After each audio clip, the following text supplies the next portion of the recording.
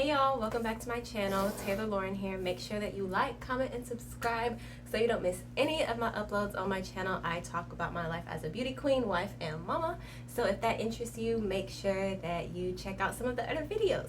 And today we are going to be talking about more wedding planning content, y'all. And today I have 5 tips of things that you should do immediately after you get engaged. So let's get started, y'all. So earlier today we took a family nap for like 3 hours, and Blair woke up an hour before her designated bedtime. So she's still up right now. She's over here with Dada. So if you guys hear her blowing raspberries in the background, then just know we're just waiting for her sleeping cues and for her to let us know that she's tired and ready to go to bed. But right now she's up and active, and she's being her cute little self and blowing her raspberry. So if y'all hear her, just know she's over here. So like always, y'all, I have my notes for you in front of me. The first thing that you should do immediately after getting engaged and getting that ring on your finger, girl, is you need to get your jewelry insured. Whether it's a family heirloom, whether it's brand spanking new, whether it's lab grown, like my husband and I decided for my rings, no matter the quality or the caliber or the cost on your ring, I don't care if it's $500 or $5,000, you need to get it insured, because if anything happens, you want to have that coverage. It's the same thing, it works the same way. It's like renter's insurance, homeowner's insurance, car insurance, whatnot. And if you have it insured, and if something does happen to your ring, then your insurance company will cover it. We have all of our insurances with Geico, our car renters, and our jewelry. Both my rings and Corey's ring is insured. You never know what could happen. If you're a clumsy person like I am, it was very important for me to get our rings insured, because I'm always losing things. I actually did have a scare where we thought I lost one of my bands, but it was actually like under the coaster on my nightstand. So it's very important for you to get it insured, just so that you have that peace of mind. I've actually heard lots of stories of like people, you know, they get married and they go on their honeymoon and they lose their ring on their honeymoon. So you just want to make sure that you get it insured, because it's very important. It's sentimental. It may be a family heirloom in your case, and you just want to make sure that you have protection on, you know, a small piece of jewelry that signifies just a big momentous part of your life and a very important union in your life. Now, the second thing that's important to do is deciding on whether or not you're going to change your name. Are you going to keep your maiden name? Are you going to take your husband's name? Are you going to hyphenate? Yada, yada, yada. And this is important to do because whether you change your name or not, or hyphenate, is going to determine kind of like the process that you have to go through for changing your name. It's going to be a long process no matter what, if you change your name, whether you completely drop your maiden name or hyphenate. So making that decision now and kind of starting that process once you get engaged will make it easier, and will cut down on the time and all the paperwork that you have to fill out if you already know how you're going to go about the process. I've talked about newly named in a few other videos, and they're basically a company that puts together a package for you of all the paperwork that you need to change your name legally in your state upon marriage.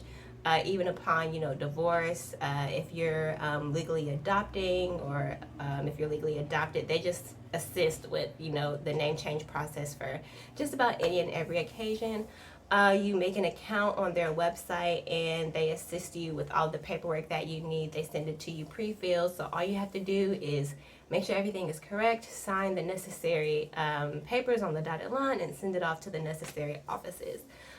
So you making sure that you can get that ball rolling as soon as possible will really help, especially if you have like a big window of planning your wedding like we did. If you have like 10 months to a year or even longer, deciding this as soon as possible will really help you out.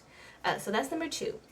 Number 3 is take time to kind of enjoy being engaged. I think I took about a month or 2 months of just being engaged before I actually started planning. You want to take time to, you know, be engaged, to have your engagement party if you're gonna have that, for people to, you know, just see your ring and for you just be like, yeah, I'm engaged, and like not have to worry about anything else. Of course, people are gonna bombard you with questions like, oh, when is it? What colors are you thinking about? What kind of dress do you want? Yada yada yada yada yada. And you can just say, oh, I haven't gotten there yet. I'm just enjoying being engaged. Because it's very important. You want to enjoy that period. You don't want to be bombarded and stressed out with planning, you know, right off the bat. You want to take time to enjoy being engaged and just, you know, flashing your ring to people. So, next, ask your partner what kind of ring they want. When you get proposed to, the attention is like all on you and your ring. And engagement rings aren't really a thing for guys, at least not here in the States. So take the time to ask your guy, your partner, whatever the case may be, what kind of ring they want, and, you know, take them ring shopping. We got Corey's ring from James Allen. The service was phenomenal. He loves his ring. So take the time to ask your partner what kind of ring they want. Don't wait until the last minute to get their ring either. Don't put them on the back burner, because they did not put you on the back burner when they were getting your ring. So return the love and the thoughtfulness and ask them what kind of ring they want too.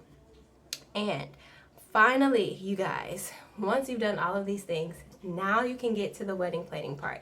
And you don't have to dive in full force immediately. I would suggest that you just have an outline of your wedding vision. So when I say outline, these are like the big pieces. So what time of year do you want to get married?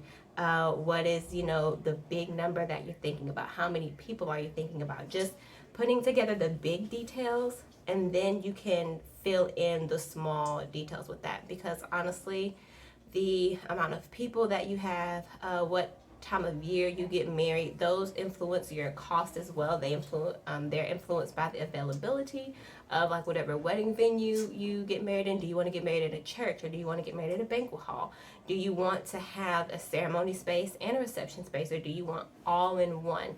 Just kind of outlining the big details, and then you can get more detailed. So that's the final tip that I have for y'all. I hope this video was helpful of the 5 things that you need to do after getting engaged.